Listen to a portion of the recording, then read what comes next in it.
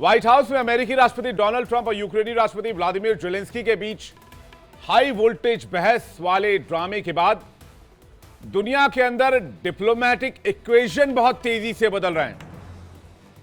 America के arrogance की तरह इसे देखा जा रहा है। डोनाल्ड ट्रंप की काफी आलोचना हो रही है। अमेरिका के अंदर डोनाल्ड ट्रंप गिरते नजर आ रहे हैं। यूक्रेन के समर्थन में पूरा यूरोप एकजुट हो गया, जिसके बाद दुनिया भर में एक ही सवाल छाया हुआ है, क्या इस घटनाक्रम के बाद यूएस वर्सेस यूरोप का माहौल बनने लगा है? शुक्रवार को जेलेंस्की अमेरिकी राष्ट्रपति डोनाल्ड ट्रंप से मिलने के लिए व्हाइट हाउस पहुंचे थे, जिसकी तस्वीर इस वक्त आप देख रहे हैं। वहां दोनों के बीच करीब 10 मिनट तक बहुत तीखी बहस हुई। ट्रंप, वेंस और जेलेंस्की एक दूसरे की तरफ उंगली उठाते भी नजर आए। जरा फुल स्क्रीन ये तस्वीर देखिए। ट्रंप ने कई बार जेलेंस्की को फटकार भी लगाई। उन्होंने जेलेंस्की से कहा कि वो तीसरा विश्व युद्ध कराने का जुआ खेल रहे हैं। जेलेंस्की ने कहा कि जब आप युद्ध में होते हैं तो सबके साथ परेशानियां होती हैं। भविष्य में इस युद्ध का असर अमेरिका पर भी पड़ेगा।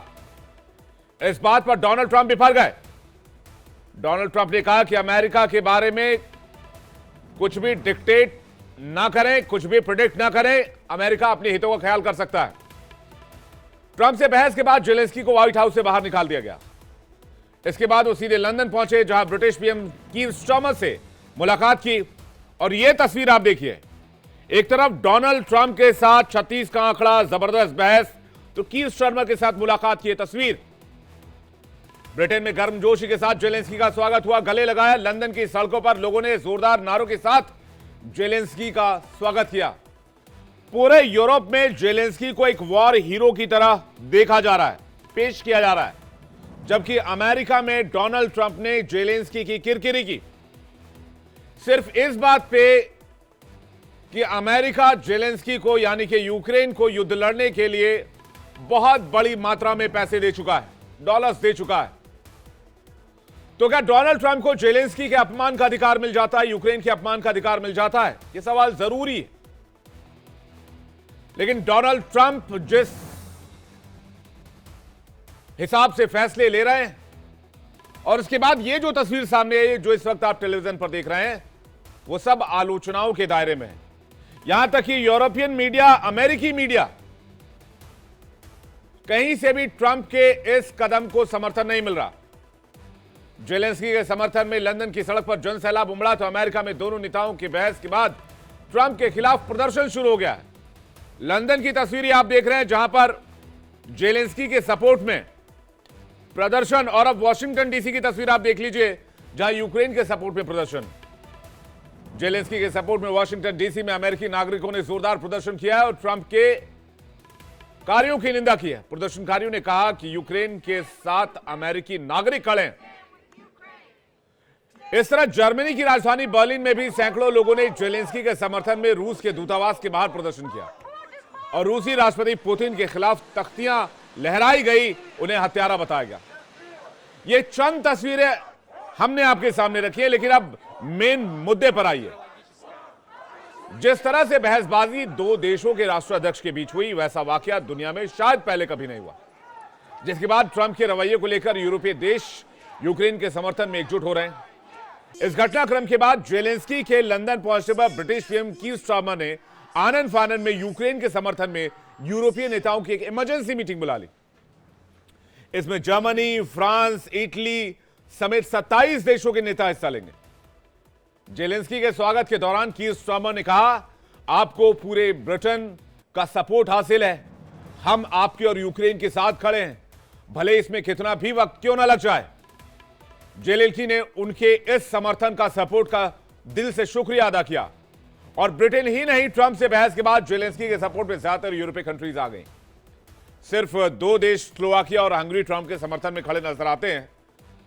जेलेंस्की को लेकर यूरोप का क्या कहना है, यूरोप के अलग अलग देशों का, वो जान लीजिए। ओलाफ शॉल्ज, जो कि जर्मन चांसलर हैं, यूक्रेन, जर्मनी, यूरोप पर भरोसा कर सकता है, ये कहते हैं। इमैनुअल मैक्रो कह रहे हैं, जो राष्ट्रपति फ्रांस के, रूस हमलावर है और यूक्रेन के लोग पीड़ित हैं, हमारा समर्थन यूक्रेन को है। पेड्रो सांचेज, जो कि पीएम स्पेन के, वो कह रहे हैं स्पेन जेलेंस्की के साथ खड़ा है, यूक्रेन के साथ खड़ा है। नॉर्वे के पीएम जोनास गेहर स्टोरे कह रहे हैं जेलेंस्की पर तीसरे विश्व युद्ध कराने का आरोप लगाना ठीक बात नहीं है। डेस्कोफ जो कि पीएम है नीदरलैंड के, वो कह रहे हैं नीदरलैंड यूक्रेन के साथ खड़ा है, हम जंग का अंत चाहते हैं। डोनाल्ड टस्क जो कि पीएम है पोलैंड के, वो कह रहे हैं शांति के लिए एकमात्र रुकावट रूस है, हम यूक्रेन के साथ खड़े हैं। जेलेंस्की को एक तरफ यूरोप का समर्थन मिल रहा है, दूसरी तरफ ट्रंप ने व्हाइट हाउस में मीडिया से बातचीत करते हुए जेलेंस्की पर जंग उन्मादी होने का आरोप लगाया। ट्रंप ने कहा रूस के खिलाफ यूक्रेन किसी भी हालत में जंग जीत नहीं पाएगा, लेकिन जेलेंस्की जंग की रट लगाए हैं, मैं जंग को खत्म कराकर शांति स्थापित करना चाहता हूं। ट्रंप और जेलेंस्की की बहस नेटो के खात्मे की शुरुआत के रूप में भी देखा जा रहा है। ट्रंप पहले ही नेटो से अमेरिका के हटने की बात कह चुके हैं और यूरोपीय देशों पर आरोप लगाते हुए कहा था यूरोपीय देश अपने कोटा का खर्च नेटो में नहीं करते हैं। अमेरिका के नेटो छोड़ने की आशंका पर देर रात नेटो चीफ मार्क रूटे का बयान आया कि जेलेंस्की को ट्रंप के साथ संबंध सुधारने चाहिए। यानी बिखराव साफ नजर आ रहा है, European countries versus America, America versus NATO. London दौरे पर पहुंचे जेलेंस्की की ब्रिटेन फ्रांस के नेताओं से मुलाकात हुई, जिसके बाद ब्रिटेन फ्रांस और यूक्रेन मिलकर जंग रोकने के लिए प्लान पर काम करने को राजी हुए हैं। अब ब्रिटेन इस प्लान को अमेरिका के सामने रखेगा। इस बीच यूरोपीय देशों की डिफेंस समिट की भी एक बैठक बुलाई गई। उसमें क्या फैसला होता है, उस फैसले पर यूएस और यूरोप के रिश्तों और नेटो का भविष्य भी टिका रहेगा, क्योंकि दूसरे कार्यकाल में ट्रंप पूरे एक्शन में है, वो किसी की बात सुनने के मूड में नहीं है। ट्रंप अपने हिसाब से चीजों को देख रहे हैं। बेसिकली वो अमेरिका को एक तरह से प्रोडक्ट के तौर पर देख रहे हैं और ज्यादा से ज्यादा फंड क्रिएट करने की कोशिश कर रहे हैं, चाहे वो यूएस एड पूरी दुनिया में रोकने की बात हो। बांग्लादेश, पाकिस्तान, इंडिया समेत कई ऐसे मुल्क हैं जहां यूएस एड जाते थे, सबको कंप्लीटली बंद किया गया। उसके बाद जेलेंस्की को रुपए न देने की बात हो, यानी कि कंप्लीट कंट्रोल चाहते हैं। यूएस जो भी खर्च कर रहा है, जो भी मदद दे रहा है, या फिर अमेरिका जो भी दुनिया में कर रहा है। जेलेंस्की के साथ बहस तो पूरी दुनिया ने देख ली, लेकिन इससे पहले भी जिन यूरोपीय नेताओं के साथ ट्रंप ने मुलाकात की थी, वहां भी धौंस जमाने की कोशिश की थी। जॉर्डन के किंग को मदद रोकने की धमकी दी, यूक्रेन की मदद को लेकर इमैनुअल मैक्रो से भी उलझे। ट्रंप ने ब्रिटिश पीएम से मुलाकात के दौरान तो पूछ ही लिया था कि क्या वो अकेले रूस का मुकाबला कर पाएंगे। इन सब बातों पर गौर करें तो व्हाइट हाउस में हुए हाई वोल्टेज ड्रामा कोई अचानक ड्रामा नहीं था, कोई ऐसा ड्रामा नहीं था कि ये एकदम से सामने आ गया। बहुत दिनों से इसकी स्क्रिप्ट तैयार की जा रही थी, खासकर डोनाल्ड ट्रंप जब चुनाव जीत गए थे तभी से इसकी स्क्रिप्ट लिखी जा रही थी। और आज की तारीख में हालात यह है कि अमेरिका हर किसी से दुश्मनी मोल लेने के लिए तैयार है, वो यूरोप से भी दुश्मनी मोल लेने के लिए तैयार है। यूरोप और अमेरिका में अब तलवारें खिंच गई। तो मैं सवाल पूछना चाहता हूं आज की तारीख में कि जंग पर रार, ट्रंप का जेलेंस्की पर करारा प्रहार, और इससे अमेरिका को हासिल क्या होगा? और अमेरिका ने ठुकराया, यूरोप ने जेलेंस्की को गले लगाया। यूरोप अमेरिका में छिड़ी जंग, तो क्या घर में भी गिरेंगे ट्रंप? बातचीत करने के लिए इस वक्त मेहमानों का एक बड़ा पैनल हमारे साथ मौजूद है। दीपक वोरा, पूर्व राजनयिक, संजीव श्रीवास्तव, विदेश मामलों के जानकार, air marshal OP Tiwari, defence expert, major general A K Siwach, defence expert, colonel Shailendra Singh, defence expert, इस वक्त हमें ज्वाइन कर रहे हैं। आप सभी को नमस्कार, जय हिंद सर मेरी तरफ से, और दर्शकों का भी एक बार फिर से तहे दिल से स्वागत करेंगे। दीपक वोरा सर से शुरू कर रहा हूं। पहला सवाल सर आपसे, डोनाल्ड ट्रंप किस ओर ले जाना चाहते हैं अमेरिका को, ये रूट क्या है?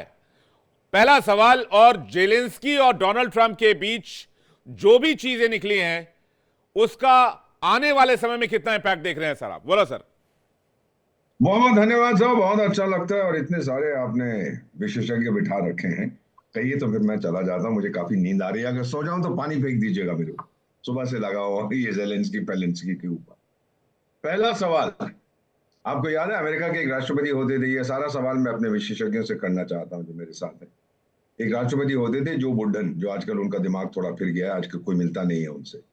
उन्होंने कहा था कि मैंने जेलेंस्की को वार्निंग दी थी 6 महीने पहले, फरवरी 2022 में हमला हुआ, 6 महीने पहले से मैंने कहा था कि रूस अपने सैनिक बॉर्डर पे इकट्ठे कर रहा है। तो टाइगर लोग उस समय क्यों नहीं लिया उसको नेटो में? जो बाद में बकवास करते हो कि नेटो का इरिवर्सिबल है, ये है वो है, उस समय डर गए थे रूस से।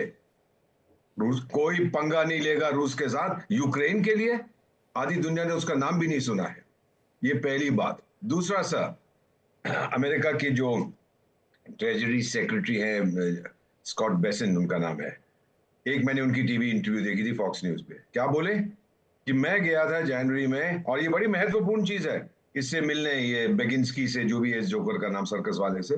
तो उस समय हमारे में बहुत गर्मी हुई, गाली गलौज। मैंने बेगिंसी से कहा, बाहर निकल के लोग देखे कि हमारे बीच में डे लाइट नहीं है। ये एक अमेरिकन एक्सप्रेशन है, जब मैं आपको जब भी डालता हूं तो हमारे बीच डे लाइट नहीं हो, रोशनी नहीं होनी चाहिए, इतने करीब है। तो उस समय गाली गलौज के बाद बोला कि भाई तो साइन कर रहा है कि नहीं। और इसने बोला, जोकर ने बोला, मैं म्यूनिक सिक्योरिटी कॉन्फ्रेंस में साइन करूंगा।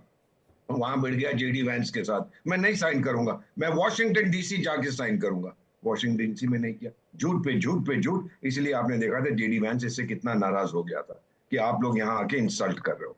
अब ये चाहता क्या है ये जोकर सा, इसको तो आपने नहीं, ये यूरोपियन यूनियन वाले जो बैठे, अच्छा ये जो समिट हो रही है ना आजकल, मेरा ख्याल 50 समिट से इससे पहले हो चुकी हैं, परिणाम जीरो। और ये समिट नहीं है, शोक सभा है। उसको बताने के लिए, घबरा मत, तू जा, अभी तेरे पास 10,000 सैनिक बचे हैं, मरवा दे सबको, हम कहेंगे वाह वाह वाह वाह वाह वाह, कितना बड़ा हीरो है। बेवकूफ है ये आदमी, दिमाग इसका फिर चुका है। So my feeling sir is, without America Europe कुछ नहीं कर सकता। पिछले 50 साल से क्या था, यूरोप ऐश करो, मजे करो, और अगर कोई खतरा हुआ वॉशिंगटन को फोन करना कि भाई टाइगर आके हमको बचा लो, वो आ जाता था। अब वो नहीं आएगा। ट्रंप किस दिशा में ले जाना चाहता है, सही आप जानते हैं, मैं जानता हूं, सारे लोग जानते हैं। मेक अमेरिका ग्रेट अगेन, यानी अमेरिका ग्रेट होता था, अब वो थोड़ा पीछे पड़ गया। इकोनॉमी को स्ट्रेंथन करो, मिलिट्री को स्ट्रेंथन करो, इन्फ्लुएंस को स्ट्रेंथन करो, गेम ओवर। जो मर्जी लोग आलोचना करें डोनाल्ड ट्रंप की, सर दिल के अंदर से इसको एडमायर करते हैं कि अपने देश का हित सबसे आगे रखता है। आई ठीक रेस्ट माई केस। जी सर, मैं ओपी तिवारी सर के पास आ रहा हूं। क्या अमेरिका का हित कर रहे हैं या डोनाल्ड ट्रंप या अहित कर रहे हैं, ओपी तिवारी सर? बिल्कुल हित कर रहे हैं। जिस तरीके से बाइडेन पिछले प्रेसिडेंट ने जिससे अपना नुकसान जितना कराया, उसको भरपाई करना अत्यंत आवश्यक है।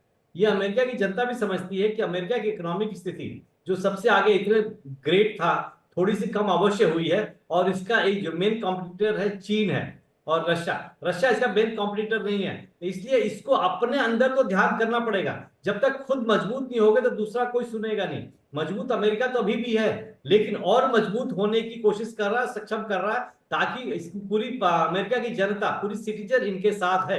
बाइडेन ने जो भी नुकसान किया है उसकी भरपाई करेंगे। अब जहां तक यूरोप का ये सवाल जो है, यूरोप कह रहे हैं कि हम आपके साथ हैं, गले मिल रहे हैं। इसका मतलब ये नहीं कि आर्मामेंट्स और इक्विपमेंट उनको दे रहे हैं लड़ने के लिए। जेलेंस्की से गले मिल रहे हैं। जेलेंस्की ऐसे वोरा साहब बोल रहे थे कि बड़ा गुड, बहुत अच्छा काम कर रहे हो, लेकिन कुछ नहीं दे पा रहे, क्योंकि नाटो देशों में ऐसा बता रहे थे उनके अंदर कोई अपने आप में कोई सक्षम नहीं है।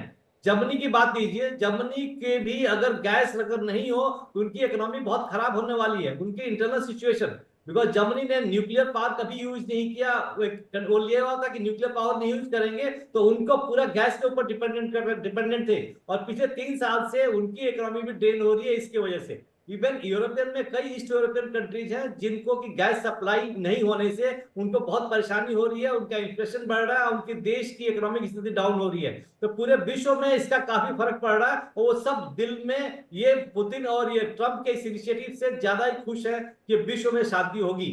अब ये ट्रंप से बहुत उम्मीद है। जिस तरीके से ट्रंप ने जेलेंस्की को डील किया वो सही किया, लेकिन इसको कुछ समझ में नहीं आ रहा क्या है। जैसा ही कॉमेडियन जैसे थे, जिस तरीके से उनको किसी ने खड़ा किया गया था, और किसके बल पर खड़े थे, वो अमेरिका के बल पर खड़े थे, और अमेरिका सप्लाई कर रहा था और लड़ रहे थे। और जहां तक इनके इंटेलिजेंस का सवाल है, स्टारलिंक ने पूरी प्रिसाइज इंटेलिजेंस दी, जिसकी वजह से ये रूस के कुछ शिप और कुछ टैंक स्ट्राइक करने में सक्षम रहे। ये अपने आप को ओवर एस्टिमेट करने लगे। तभी जैसे ये सारा सपोर्ट ये खत्म हो जाएगा, जरा सपोर्ट खत्म हो जाएगा तो कहीं की नहीं रहेंगे। इनके पास खाली ड्रोन है जो ये फर्नीचर कंपनी में बना रहे हैं, और कुछ ऑस्ट्रेलियन कंपनी के हैं जो उसमें थोड़ा दिमाग दे देते हैं, और ये लंच फूड में लॉन्च कर देते हैं, और एक न्यूसेंस वैल्यू क्रिएट करते हैं कि हमने रशिया में ये लॉन्च किया, ये किया, लेकिन उसका कोई फर्क नहीं पड़ता, कोई डैमेज नहीं होता, कोई 1000 पाउंडर बॉम्ब नहीं गिरा है, कोई मिसाइल नहीं गिरती है।